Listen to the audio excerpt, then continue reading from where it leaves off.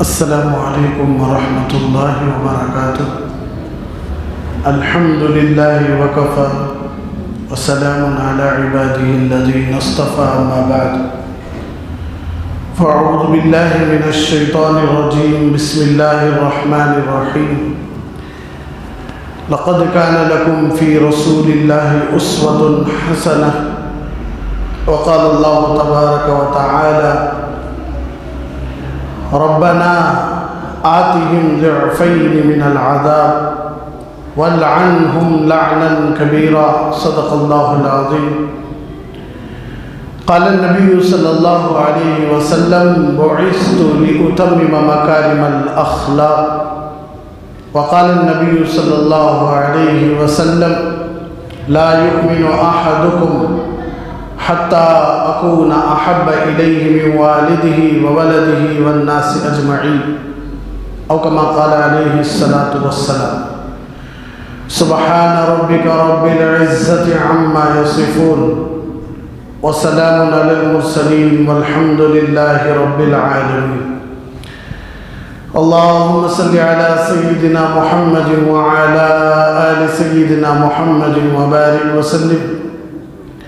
اللهم صل على سيدنا محمد وعلى آل سيدنا محمد وبارك وسلم. اللهم صل على سيدنا محمد وعلى آل سيدنا محمد وبارك وسلم.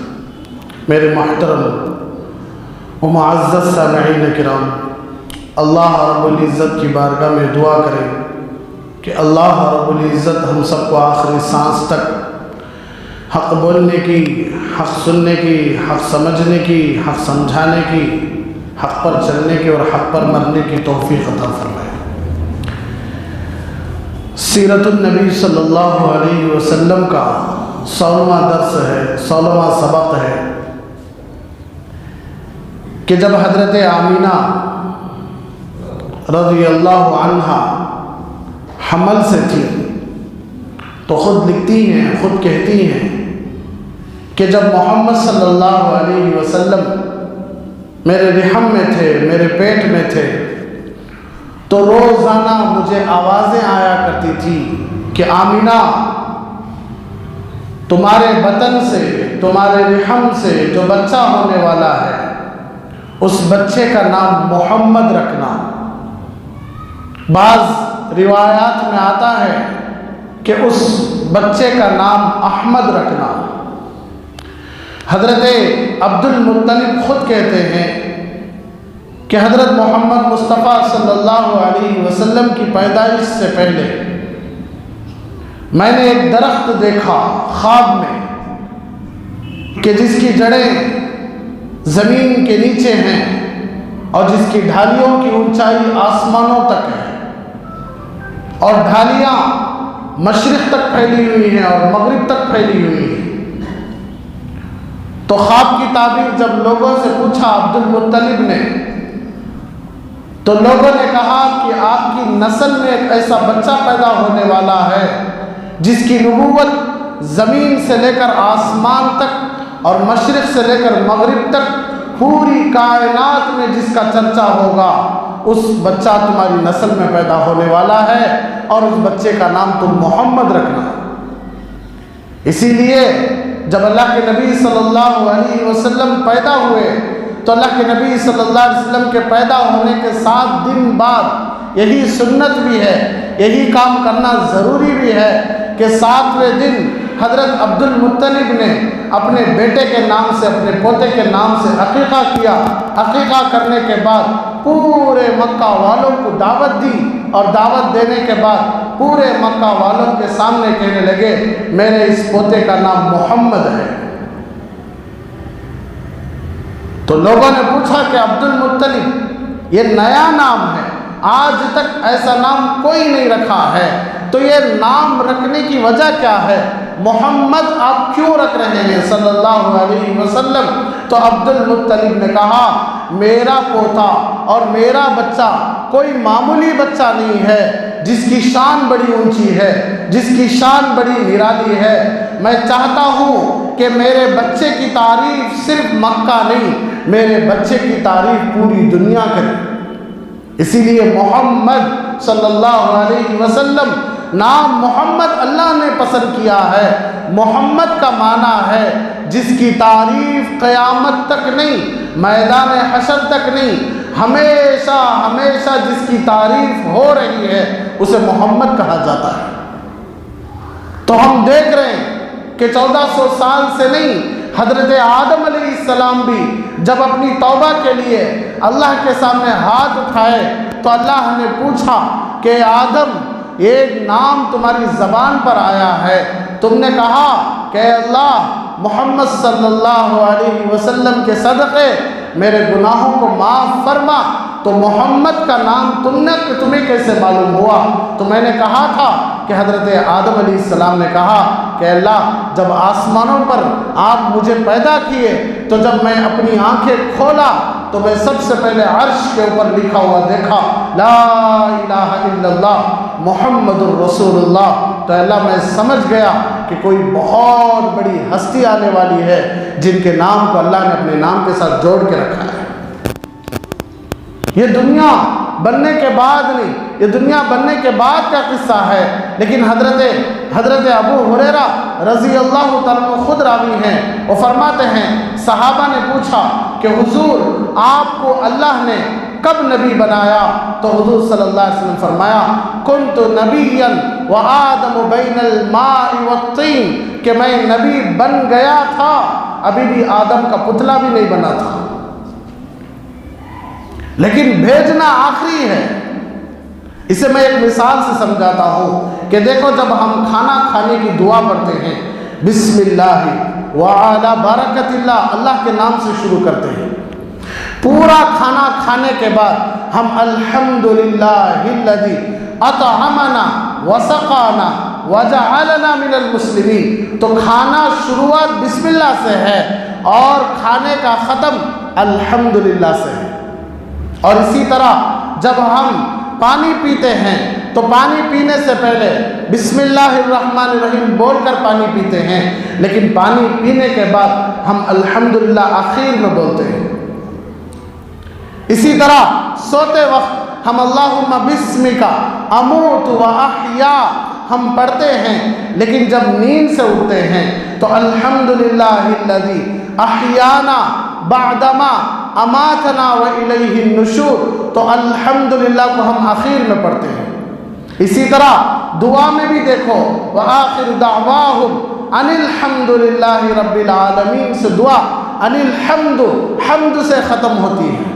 اور اسی طرح اللہ کے نبی صلی اللہ علیہ وسلم نے ارشاد فرمایا، میری امت کا نام حمادون ہوگا۔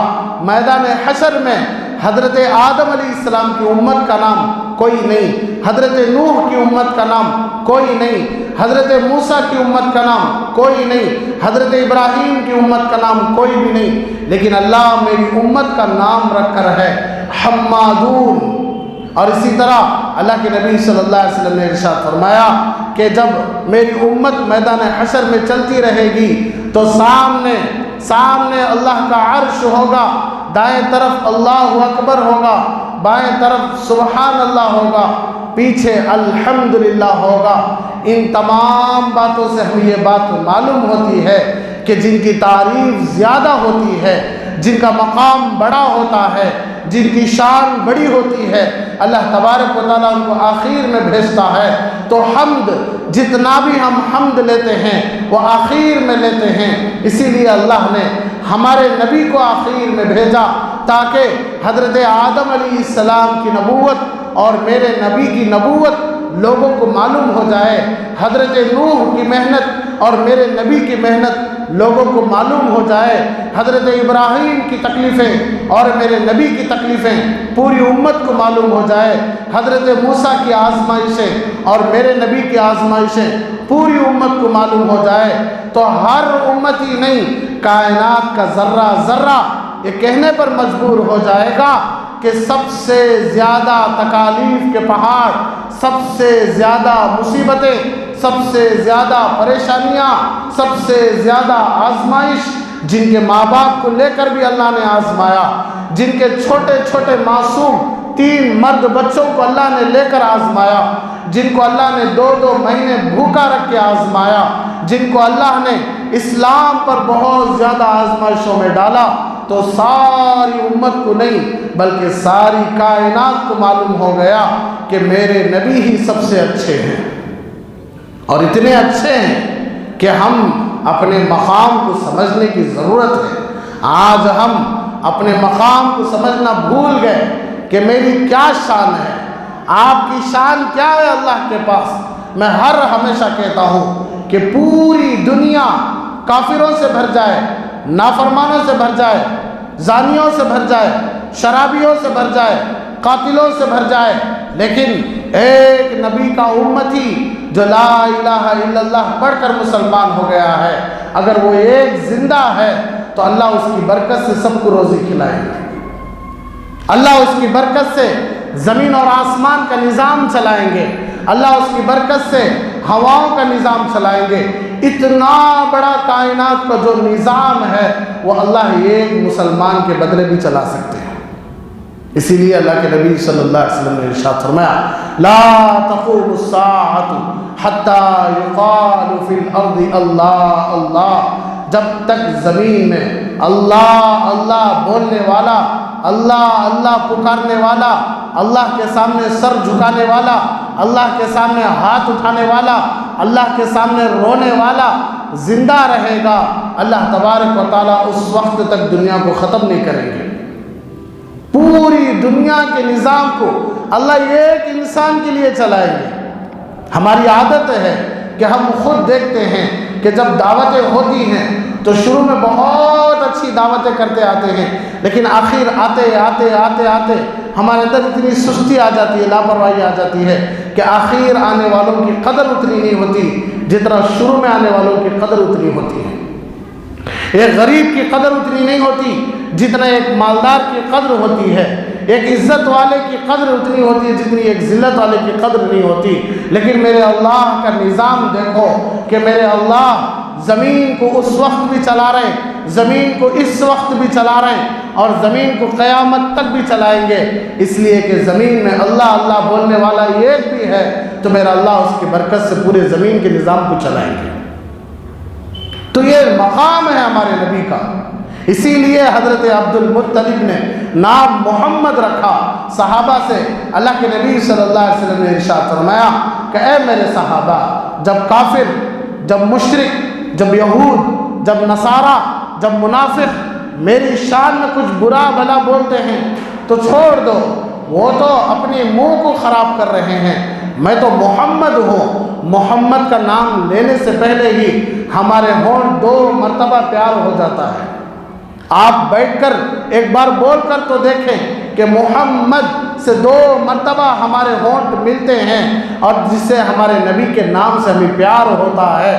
تو کوئی آدمی ہمارے نبی کو برا بولنا چاہتا ہے تو وہ ہمارے نبی کا نام منہ میں لانا پڑے گا، ضرور محمد بولنا پڑے گا، لیکن وہ گالی دینے سے پہلے ہمارے نبی کے نام کو پیار کر دیا ہے۔ اتنا پیارا نام اللہ نے ہمارے نبی کا چن کے رکھا۔ تو اسی لیے عبد المطلب نے اپنے بیٹے، اپنے پوتے کا نام محمد رکھا تاکہ پوری کائنات ہمارے نبی کی تعریف کریں۔ لیکن یہ عبد المطلب کا کام نہیں تھا، یہ تو ہمارے اللہ کا کام تھا۔ اللہ نے خود قرآن میں کہا، سورہ انشراح میں اللہ نے کہا وَرَفَعْنَا لَكَ ذِكْرَكَ، حضور ہم آپ کے نام کو بلند کرتے رہیں گے، کرتے رہیں گے، کرتے رہیں گے، جب تک آپ زندہ ہیں اس وقت تک بھی آپ کے نام کی ڈنکے بجتے رہیں گے، اور آپ دنیا سے آ جانے کے بعد بھی آپ کے نام کے ڈنکے بجتے رہیں گے۔ تو پوری کائنات میں صرف مسلمان بیٹھ کر یہ تھوڑی دیر سوچیں کہ جو شان والے ہیں وہ ہمارے نبی ہیں، جو عزت والے ہیں وہ ہمارے نبی ہیں، جو فخر والے ہیں وہ ہمارے نبی ہیں، جو عظمت والے ہیں وہ ہمارے نبی ہیں، جن کی شان صرف آسمانوں میں نہیں کائنات کے ذرے ذرے میں جن کی شان مانی جاتی ہے وہ ہمارے نبی ہیں۔ لیکن ایسے نبی کی سنتوں پر خود ایسے نبی کی امت چلنے کے لیے تیار ہے۔ خود ایسے نبی کی امت ایسے نبی کی سنتوں پر چلنے کے لیے شرم محسوس کرتی ہے، شرم سمجھتی ہے۔ میرے نبی اتنے اچھے، میرے نبی اتنے پیارے، میرے نبی اتنے بڑے مقام والے کہ خود یہ قصہ یاد آ گیا کہ حضرت محمد مصطفیٰ صلی اللہ علیہ وسلم جب 40 سال کی عمر میں نبوت ملی تو نبی بن گئے، مکہ میں اپنی اعتبار سے تبلیغ کرتے رہے۔ تو ایک قصہ لکھا جاتا ہے کہ 8 سال کا بچہ جس کا باپ مر گیا تھا، جس کی ماں بیوہ تھی اور وہ یہ یتیم تھا، 15 سال سے بچہ جس کا باپ مر جاتا ہے اسے یتیم کہا جاتا ہے۔ تو وہ یتیم بچہ اپنی ماں کے پاس آیا، ماں کے پاس آ کر کہنے لگا کہ اماں آپ کے پاس اوڑھنے کے لیے چادر بھی ڈھنگ کی نہیں ہے، تو آپ ایسا کرو کہ آپ مجھے اجازت دو، میں جا کر چچا کے پاس، چچا بہت بڑے مالدار ہیں، بہت زیادہ پیسے والے ہیں، میں چچا کے پاس جاؤں گا، جا کر آپ کے لیے ایک چادر مانگ کر لاؤں گا۔ تو ماں نے کہا بیٹا تمہارے چچا بڑے خراب ہیں، ہاتھ اٹھا سکتے ہیں، مار سکتے ہیں، گالیاں دے سکتے ہیں، تم جا کر خواہ اپنے آپ کو تکلیف میں نہ ڈالنا۔ تو بیٹا میں ہمیشہ کہتا ہوں کہ جب بیٹے نیک ہوتے ہیں تو وہ ماں باپ کے مرنے تک ماں باپ کا ساتھ نہیں چھوڑتے۔ جب ماں باپ اپنے بچوں کو دینداری کے بجائے دنیا دیتے ہیں تو وہ بچے ماں باپ کے مرنے کے بعد ماں باپ کے گھروں میں آتے ہیں دیکھنے کے لیے۔ لیکن جو بچے دیندار ہوتے ہیں وہ بچے ماں باپ کے بستر کے حوالے ہوتے ہی اپنا سب کچھ چھوڑنے کے لیے تیار۔ حضرت اویس قرنی رحمۃ اللہ علیہ کو کون نہیں جانتا؟ اویس قرنی رحمۃ اللہ علیہ اللہ کے نبی صلی اللہ علیہ وسلم سے ملنے کے لیے قرن سے نکل گئے تو اللہ کے نبی صلی اللہ علیہ وسلم کو معلوم ہوا کہ اویس قرنی میری ملاقات کے لیے آ رہے ہیں اپنی بوڑھی ماں کو گھر میں چھوڑ کر۔ تو حضور صلی اللہ علیہ وسلم فرمایا کہ اویس کو آنے کی ضرورت نہیں، پہلے اپنی ماں کی خدمت کریں۔ تو اویس قرنی رحمۃ اللہ علیہ اپنی بوڑھی ماں کے لیے نبی کی صحبت بھی چھوڑ لیے۔ تو اویس قرنی رحمۃ اللہ علیہ کے بارے میں اللہ کے نبی صلی اللہ علیہ وسلم نے حضرت عمر، حضرت علی صحابہ سے فرمایا کہ عمر ایک قرن کا ایک نوجوان بچہ ہے جو اپنی ماں کی ایسی خدمت کیا ہے کہ اللہ اس کے بارے میں کہتے ہیں کہ عمر جب بھی وہ ہاتھ اٹھا دے اللہ اس کی دعا سن لے گا، تو جب بھی تم اس سے ملنا تو تم اس سے دعا کی درخواست کرا دو۔ یہ ایک بوڑھی ماں کی خدمت۔ تو حضرت عمر رضی اللہ عنہ حج کو گئے، لوگوں سے پوچھا کہ قرن کا ایک نوجوان آیا ہے جس کا نام اویس ہے۔ تو ان کا چچا زاد بھائی اٹھا کہنے لگا ہاں اویس آ کر ہے، مکہ میں بکریاں چرا رہا ہے۔ تو حضرت عمر دوڑتے گئے امیر المومنین، تو ان کے پیچھے حضرت علی بھی دوڑتے ہوئے گئے۔ جب جا کر دیکھے تو بکریاں چر رہے ہیں، حضرت عمر درخت کے نیچے، حضرت اویس قرنی رحمۃ اللہ علیہ درخت کے نیچے نماز پڑھ رہے ہیں۔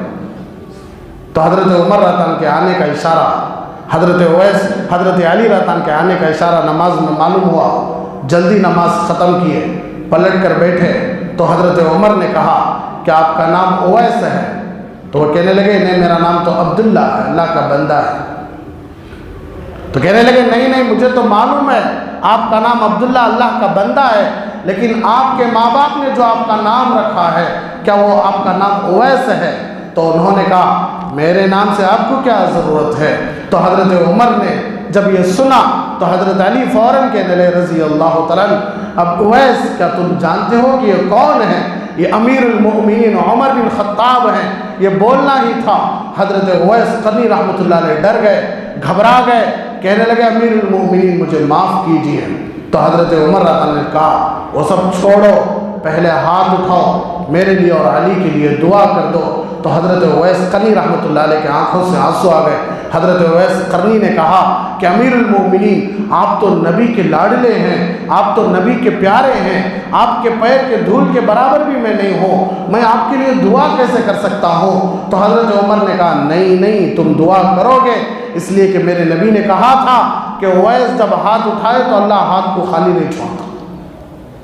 تو یہ جو مقام ملا ہے یہ ماں کی خدمت کی وجہ سے ملا ہے، ماں باپ ہمارے لیے بہت بڑا ذریعہ ہیں دین میں. اسی لیے حضرت موسیٰ علیہ السلام کی امی کا جب انتقال ہوا تو حضرت موسیٰ علیہ السلام چلتے ہوئے جا رہے تھے, ٹھوکر لگی تو اللہ نے کہا موسیٰ دیکھ کر چلنا, اب پیچھے دعا کرنے کے لیے تمہاری ماں زندہ نہیں ہے, پیچھے دعا کرنے کے لیے تمہاری ماں زندہ نہیں ہے, اب تم دیکھ کر قدم اٹھانا, دیکھ کر کوئی کام کرنا, اس لیے کہ ماں زندہ ہوتی تو ضرور تمہارے لیے دعا کرتی, لیکن اب تمہاری ماں مر گئی ہے, دعا کرنے کے لیے کوئی نہیں ہے. تو ماں اتنی بڑی چیز ہے, باپ اتنی بڑی چیز ہے.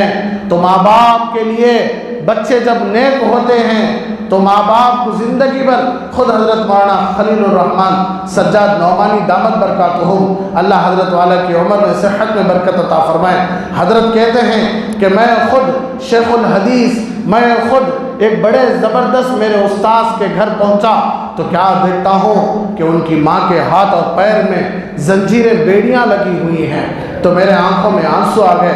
میں نے کہا کہ حضرت آپ کی اماں کو کیوں زنجیریں ڈالی گئی ہیں؟ تو حضرت نے کہا میری ماں کئی دن سے پاگل ہو گئی ہے.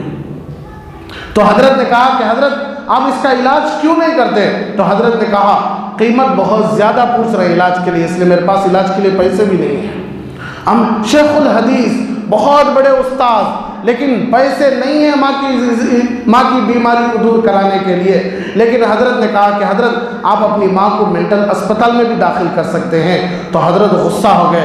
حضرت نے کہا کہ خلیل الرحمن کیا کہتے ہو کہ میں اپنی بوڑھی ماں کو چھوڑ کر میں اپنی ماں کے بغیر زندگی گزار سکتا ہوں اس حال میں کہ میری ماں پاگل بھی ہو؟ نہیں نہیں, یہ نہیں ہو سکتا. میری ماں کی میں پوری زندگی بھر خدمت کروں گا, لیکن میں اپنی ماں کو اسپتال میں نہیں ڈالوں گا.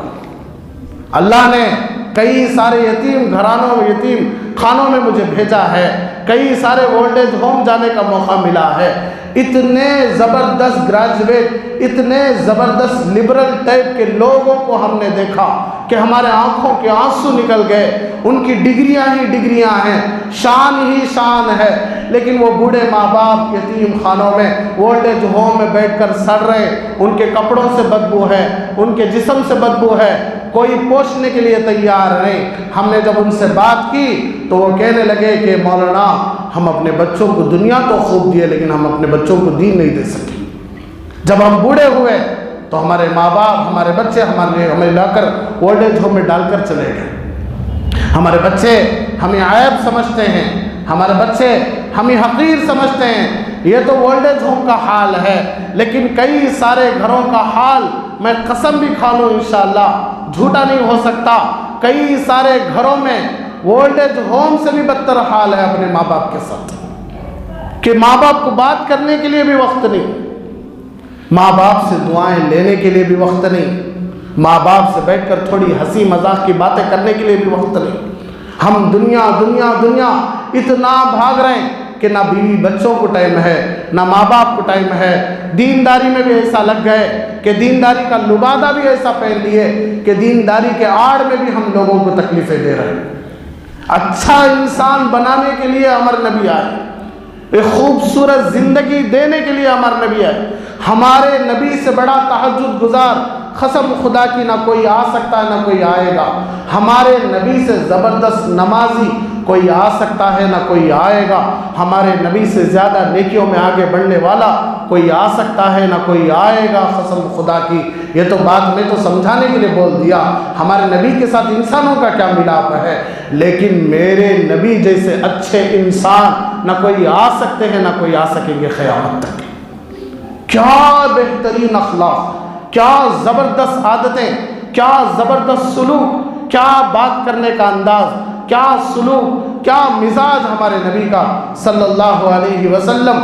تو میں قصہ بول رہا تھا کہ بچے نے کہا کہ اماں میں جاؤں گا چچا کے پاس, آپ کے لیے ایک چادر لے کر آؤں گا. آپ پوری زندگی پھٹے پرانے کپڑوں میں گزار رہی ہو, چاچا بڑے مالدار ہیں, ابا مر گئے ہیں. تو ماں نے کہا بیٹا جانے کی ضرورت نہیں, چاچا بڑا خراب ہے, مار سکتا ہے, گالیاں دے سکتا ہے, تھوک سکتا ہے. تو بیٹے نے کہا 8 سال کا بچہ, کہا نہیں نہیں اماں کچھ بھی ہو جائے میں آپ کے لیے ایک چادر لے کر ہی آؤں گا. تو جب گیا تو مکہ میں جب چاچا کے پاس گیا تو چاچا اپنے دوستوں کے ساتھ بیٹھ کر بات کر رہا تھا. اس نے کہا کہ چاچا میں آپ سے दौलत मांगने के लिए नहीं आया, मैं आपसे पैसे मांगने के लिए नहीं आया चचा, मैं आपसे कोई मालदारी सोना चांदी मांगने के लिए नहीं आया चचा, आप ऐसा करो कि मेरी माँ बूढ़ी है, मेरी माँ कमज़ोर है, फटे पुराने कपड़े पहन रही है, बस मेरी माँ के लिए एक चादर दिला दो। तो जब चाचा ये बात सुनना ही था कि बच्चे को इतना ख़राब मारा, पूरी मक्के की गलियां बच्चा दौड़ता गया और वो चाचा मारता गया, कभी पत्थर फेंक कर मारता, कभी लकड़ियां उठाकर मारता, कभी लात मारता, कभी हाथ मारता। 8 साल का मासूम बच्चा रोता हुआ भाग रहा था। तो सीधा जब घर के पास पहुंचा तो माँ तो पहले से ही दरवाजे के बाहर खड़ी थी। माँ को मालूम था माँ एक ऐसी चीज़ है कि जब बच्चे को बाहर भी तकलीफ होती है तो माँ को अल्लाह अंदर मालूम करा देता है। तो माँ रोती हुई दरवाजे के सामने आकर खड़ी थी। जब बच्चे को देखी तो बच्चे को लपेटी और बोसा देने लगी, प्यार करने लगी, मरहम पट्टी लगाने लगी। तो लोगों ने कहा कि बेटा इतने सब मार खाने की क्या ज़रूरत है। तो बेटे ने कहा मैं अपनी माँ के लिए एक चादर मांगने गया था चाचा के पास, लेकिन चाचा ने मेरे ऊपर जुल्म कर दिया। तो लोगों ने कहा एक शख्स हैं मोहम्मद सल्लल्लाहु अलैहि वसल्लम, उनके पास जाओ, तुम जो भी मांगोगे वो देने के लिए तैयार है। तो लेकिन वो बच्चा वो सुनकर खामोश हो गया। अपनी माँ के पास आया, आकर कहने लगे माँ एक नाम मैंने सुना है मोहम्मद सल्लल्लाहु अलैहि वसल्लम, अगर आप इजाज़त दो तो मैं इनके पास जाऊँगा, उनके पास जाकर एक चादर लेकर आऊँगा। तो माँ ने कहा बेटा तू जानता भी है किसका नाम ले रहा है? मोहम्मद बहुत बड़ा जादूगर है, नऊज़ बिल्लाह। नहीं मानते थे मक्का वाले, हमारे नबी को नहीं मानते थे। तो खुद अल्लाह खुद कहता है कुरान में मा अंत बिनिअमति रब्बिका बिकाहिन वला मजनून, मेरे नबी को लोग काहिन, जादूगर और मजनून और पागल कहा करते थे, नऊज़ बिल्लाह हमारे नबी को खुद। तो माँ कहने लगी बेटा वो तो जादूगर है, वो तो झूठा, वो तो जादूगर है, वो तो शायर है, वो तो पागल है, तुम उसके पास जाओगे तो और भी तकलीफ़ें उठाओगे। तो बेटे ने कहा नहीं नहीं माँ, मैंने बहुत सुना है उनके बारे में, मैं जाऊँगा और उनके पास जाकर मांगूंगा, चादर मांगूंगा, देखेंगे हो सकता मिल सकती है नहीं। माँ ने कहा बेटे मर्जी तुम्हारी। तो बच्चा गया, काबतुल्लाह के पास गया, देखा कि अब हिम्मत भी नहीं थी कि मोहम्मद कौन है पूछने की।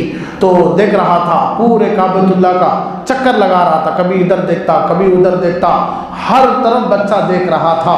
तो बच्चे को एक चेहरा नज़र आया जो सबसे ज़्यादा खूबसूरत था और सबसे ज़्यादा जिसके चेहरे पर नूर टपक रहा था। मेरे नबी तो इतने शान वाले थे, जब हमारे नबी बैठकर बात भी करते थे तो दांतों में से नूर निकलता था। मेरे नबी जब कंघी भी करते थे तो बीच की मांग से नूर निकलता था। कभी कभी बातें करते करते चादर भी हटती तो मेरे नबी के जिस्म से नूर दीवारों पर पड़ता था। इतनी ज़बरदस्त शान वाले, लोग देखते ही कह देते कि ये नबी सच्चे हैं, ये नबी झूठे नहीं। तो वो बच्चा सीधा हमारे नबी के पास आया सल्लल्लाहु अलैहि वसल्लम, कहने लगा हाथ रखकर आप ही मोहम्मद हैं। तो देखो क्या मकाम है हमारे नबी का, इतने बड़े निराले, एक 8 साल का बच्चा आकर हाथ रखकर पूछ रहा है क्या आप ही मोहम्मद हैं, क्या आपका नाम मोहम्मद है? तो अल्लाह के नबी सल्लल्लाहु अलैहि वसल्लम ने मुस्कुराते हुए कहने लगे जी बेटा मेरा नाम ही मोहम्मद है। आज किसी बड़े आदमी के ऊपर छोटा बच्चा आकर हाथ भी रख दे तो उसे शान के खिलाफ समझते हैं, उसे फ़ख्र के खिलाफ समझते हैं। बाप के ऊपर भी बेटा हाथ रख दे उसे फ़ख्र के शान के खिलाफ समझते हैं। पूरी कायनात के नबी आकर बच्चा कंधे पर हाथ रख कर पूछ रहा है कि क्या आप मोहम्मद हैं? तो मेरे नबी के चेहरे पर मुस्कुराहट है और मेरे नबी जवाब दे रहे हैं हाँ बेटा मैं ही मोहम्मद हूँ। हमारे नबी का मिजाज ऐसा था कि गलियों में भी गुजरते तो जब बच्चे भी मजाक में सलाम करते ज़ोर ज़ोर से तो हमारे नबी जवाब देते थे। खेलते हुए बच्चों को हमारे नबी खड़े होकर सलाम करते थे। जब बूढ़ी औरतें हमारे नबी को बीच रास्तों में खड़ा करके लंबी लंबी छोटी छोटी बातें करते थे तो हमारे नबी खड़े होकर उनकी बातें मुकम्मल सुना भी करते थे। तो बेटे ने कहा कि देखो मोहम्मद सल्लल्लाहु अलैहि वसल्लम मैं आपके पास आया हूँ कि मैं अपनी माँ के लिए एक चादर की ज़रूरत है, मैं एक चादर मांगने के लिए आपके पास आया हूँ। लोगों ने कहा कि आपके पास जाएं तो आप चादर दे सकते हैं, इसलिए मैं आपके पास आया हूँ कि मुझे एक चादर दे दें कि मेरा बाप मर गया है, मेरी माँ ये बेवा है, اور میں یتیم ہوں، یہ بولنا تھا کہ نبی کے آنکھوں میں سے آنسو نکل گئے، نبی رونے لگے، نبی اس بچے کو گلے لگانے لگے، نبی کہنے لگے ایک یتیم بچے کا درد میرے سے زیادہ کون جان سکتا ہے، ایک بیوہ کا درد میرے سے زیادہ کون جان سکتا ہے، میری ماں بھی بیوہ تھی، میں بھی یتیم تھا کہ میرا بھی کوئی نہیں تھا۔ تو خود کتابوں میں لکھ کر ہے کہ اللہ کے نبی صلی اللہ علیہ وسلم اپنی چادر، جس کی شان صرف قرآن میں نہیں، جس کی شان اللہ نے پوری کائنات میں اللہ نے اتار دی، یا ایھا المزمل، یا ایھا المزمل، جن کی کپڑوں کی بھی شان ہوتی تھی، ایسے نبی اپنے شاندار کپڑے کو، اپنی چادر کو نکال کر اس بیٹے کے ہاتھ میں دیے، اس بچے سے کہا کہ بیٹا یتیم میں بھی تھا، یتیم تم بھی ہو، بیوہ میری ماں بھی تھی، بیوہ تمہاری ماں بھی ہے، بیٹا لو یہ چادر لے کر جاؤ اپنی ماں کو اڑا دو۔ تو بچہ ہنستا ہوا کھیلتا ہوا جب گھر آیا تو ماں تعجب ہو گئی، ماں نے کہا کہ بیٹا کیا بات ہے؟ بیٹے نے کہا ماں تم تو کہتی تھی کہ محمد جادوگر ہیں، محمد پاگل ہیں، لیکن میں نے محمد سے زیادہ اچھا انسان نہیں دیکھا۔ 8 سال کا بچہ خود نبی کی تصدیق کر رہا ہے، جس کی عقل بھی پوری نہیں ہوتی۔ الحمدللہ ہماری عقل پوری ہے، ہم کامل مسلمان ہیں، اللہ نے مسلمان گھروں میں ہم سب کو پیدا کیا۔ وہ بچہ سمجھ گیا کہ میری نبی کی شان کیا ہے، لیکن ہم سمجھ نہیں سکے کہ ہمارے نبی کی شان کیا ہے، ہمارے نبی کا مقام کیا ہے، ہمارے نبی کی عادتیں کیا ہیں۔ تو ماں نے کہا بیٹا تو سچ کہتا ہے کہ محمد سے زیادہ اچھا کوئی نہیں ہے، چلو ہم دونوں جا کر اس محمد کے ہاتھ میں بیعت کرتے ہیں اور مسلمان ہوتے ہیں۔ تو وہ ماں اور وہ بچہ دونوں آ کر محمد صلی اللہ علیہ وسلم کے ہاتھ پر ایمان قبول کیے۔ اسی لیے تو اللہ نے ہمارے نبی کا نام محمد رکھا کہ جن کی تعریف ہر ایک کریں گے، پسند جسے ہو وہ بھی کریں گے، پسند جسے نہ ہو وہ بھی کریں گے، اس لیے کہ نام میں ہی محبت ہے۔ احمد اور ایک نام ہمارے نبی کا سب سے زیادہ تعریف کرنے والے ہمارے نبی الاحمد۔ احمد کا معنی ہے کہ اللہ کی کائنات میں سب سے زیادہ اللہ کی تعریف کرنے والے اگر کوئی ہیں تو وہ ہمارے نبی احمد ہیں۔ تو حضرت عبد المطلب نے اپنے بچے کو 7 دن کے اندر عقیقہ کر کے نام رکھ کے اللہ کے نبی صلی اللہ علیہ وسلم کی امت کو یہ پیغام دیا کہ اپنے بچوں کی دین کی فکر کرو، اپنے بچوں کے ایمان کی فکر کرو، پڑھاؤ، جتنی پڑھائیاں پڑھانا ہے، جتنی ڈگریاں دلانا ہے دلاؤ، جتنے کاموں میں بھیجنا بھیجو، آپ کی مرضی ہے، لیکن اس سے پہلے اپنے بچوں کو دیندار بنانا ضروری ہے۔ وہ تو بن سکتے ہیں، ایک تو ہم خود دیندار بنیں اور اپنے بچوں کے لیے رو رو کر دعائیں کریں۔ ہم خود نمازی نہیں، ہمارے بچوں کو ہم نمازی بنانا چاہیں، ہو سکتا ہے لیکن مشکل ہے، اللہ بدلانے والا، اللہ بدلا سکتے ہیں۔ ہم خود اپنے بچوں کو سچا بنانا چاہیں لیکن ہماری زبانوں پر جھوٹ ہو، مشکل ہے لیکن ہو سکتا ہے۔